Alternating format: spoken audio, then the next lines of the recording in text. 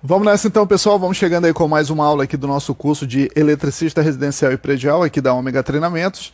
E nessa aula de agora a gente vai falar sobre os DPS. Então vamos nessa. O que significa DPS? Significa dispositivo de proteção contra surto. Ok, pessoal? Dispositivo de proteção contra surto. Quem são os DPS? Observa aí que está chegando na tua tela 3 modelos diferentes de DPS, 3 fabricantes diferentes de DPS, já para você já começar a ter uma ideia de quem são os DPS. Então vamos nessa. Pessoal, dispositivo de proteção contra surto. O que é o surto elétrico? Surto elétrico, na verdade, é o aumento excessivo da tensão elétrica. Isso mesmo. Para que vocês tenham uma ideia melhor do que seja o aumento excessivo da tensão elétrica, eu preciso que vocês observem aqui, ó, esse quadro de distribuição chegando aí na tua tela, observa aí um chuveiro elétrico e vamos imaginar que esse chuveiro elétrico está alimentado por um circuito ligado ao quadro de distribuição e esse circuito alimentado por uma tensão de 220 volts, ok pessoal? 220 volts. Até aí bacana, tudo normal, tudo tranquilo. Agora vamos imaginar que nesse exato momento vai chegar o surto elétrico. Observe aqui no detalhe, pessoal, a partir do momento que chega o surto elétrico, olha só o que acontece com a tensão. Olha só, chegou o surto elétrico, observa que a tensão foi de 220 para 5.000 volts, ok? Então, é dessa forma que acontece o aumento excessivo da tensão elétrica.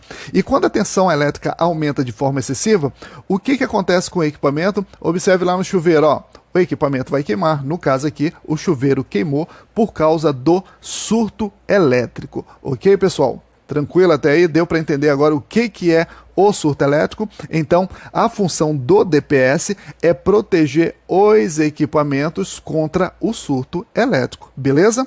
Então, de forma resumida, qual é a função do DPS? A função do DPS é proteger equipamentos eletrônicos e eletrodomésticos contra o aumento excessivo da tensão elétrica, ou seja, contra o surto elétrico. Então, deu para entender legal aí? Bacana? Beleza, então. Então, vamos nessa, vamos seguindo.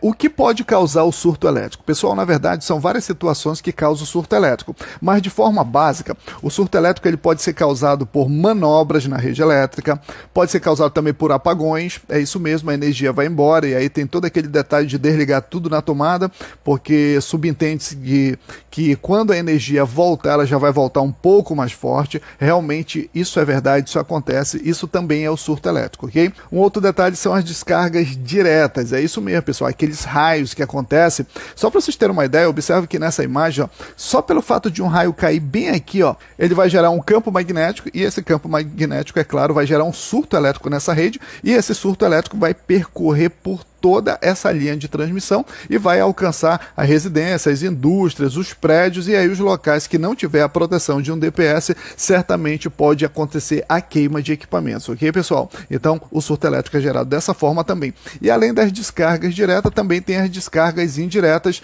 que também vai gerar campos magnéticos que vai ocasionar o surto elétrico que vai percorrer aí pela rede elétrica, danificando os equipamentos nas edificações desprotegidas, ok, pessoal? Por isso, mais uma vez eu reforço aí para vocês a importância do DPS e a finalidade do DPS. Agora, um outro detalhe que eu preciso que vocês entendam é a classificação dos DPS. Então, cada DPS tem uma classificação.